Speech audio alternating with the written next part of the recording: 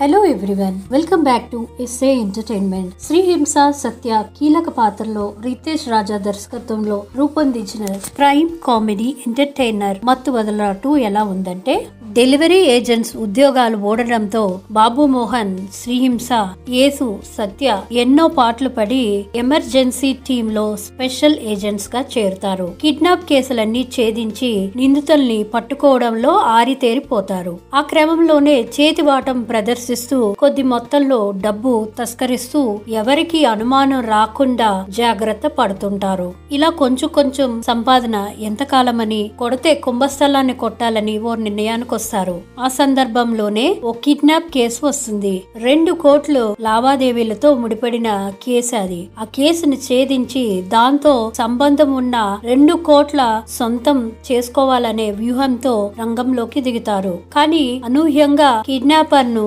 గూడికైన యువతి వీళ్ళు కారులోనే శవమై తేలుతుంది. వీళ్లే కిడ్నాప్ చేశారనే రుజువుతో కూడిన ఓ వీడియో కూడా బయటకు వస్తుంది. మరింతకీ ఆ హత్య చేసింది ఎవరు? ఈ కేసు నుంచి బాబు మోహన్, యేసు బయటపడ్డారా లేదా? డబ్బు సంపాదించాలనే వీళ్ళ కోరిక నెరవేరిందా లేదా? ఇవన్నీ కూడా సినిమా చూసి తెలుసుకోగలరు. స్టఫ్ అంతా కూడా ఫస్ట్ సినిమా లాగే కొనసాగిందని చెప్పుకోవాలి. డబ్బుపై ఆశ పుట్టడం, తస్కరణ కోసం ప్లాన్ చేయడం, తీరా కథ అడ్డం తిరిగి సమస్యల్లో చిక్కుకోవడం, వాటి నుంచి బయటికి పడేందుకు ఆ పాటలు పుట్టించే హాస్యం, ఇదే మత్తు వదలరా 2 అనే చెప్పుకోవాలి.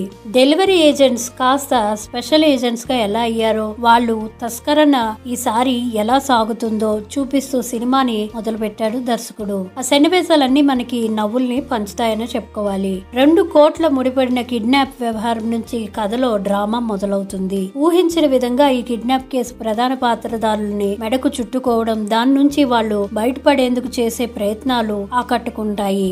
ఇలాగా ఇంటర్వెల్ తర్వాత కథ మంచి మలుపు ఇస్తూ సెకండ్ హాఫ్ అంతా కూడా ఆసక్తి పెంచుతాయి. హత్య కేసు నుంచి ఆ ఇద్దరు ఎలా బయటపడతారనేది సెకండ్ హాఫ్ లో మనకి చూపిస్తారు. ఇక ఈ సినిమాలో ప్లస్ అంటే నటీనటులు. ఫస్ట్ హాఫ్ అంతా కూడా చాలా బాగా ఉంది, కామెడీగానే సాగిందనే చెప్పుకోవాలి. అలాగే కొన్ని సంభాషణలు కూడా మనకి బాగా నచ్చుతాయి. ఇంకా బలహీనతలు అంటే హాస్యం పాలు కొన్ని ఏరియాస్ లో తగ్గిందనే చెప్పుకోవాలి. సెకండ్ హాఫ్ అంతా కొద్దిగా లాగానే చెప్పుకోవాలి. శ్రీహింస, సత్య కలిసి చేసిన సందడి అయితే చాలా బాగుంటుంది. అదే ప్రధాన బలం అనే చెప్పుకోవాలి ఈ సినిమాకి. ఇక జబర్దస్త్ నటినట్లు అయితే చాలా బాగా చేశారనే చెప్పుకోవాలి. సంగీతం, బ్యాక్గ్రౌండ్ మ్యూజిక్ అయితే ఓకే అనే చెప్పుకోవాలి.